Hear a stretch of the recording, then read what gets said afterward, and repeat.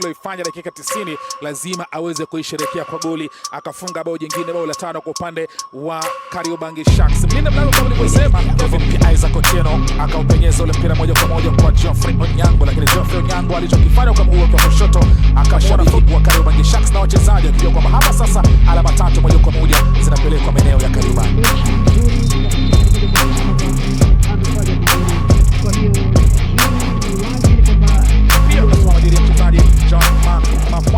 Ukiangalia hapa ili kuweza kuona kwa mambo yatakuwa namna gani. Raundi 24 ligi kuu taifa Kenya, wakawa wanaingia wa kwanza kabisa hapa vijana wa Kariobangi.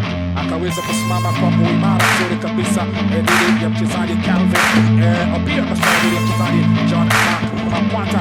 Ukiangalia hapa ilikuwa nafasi nzuri kabisa Greg ya kuweza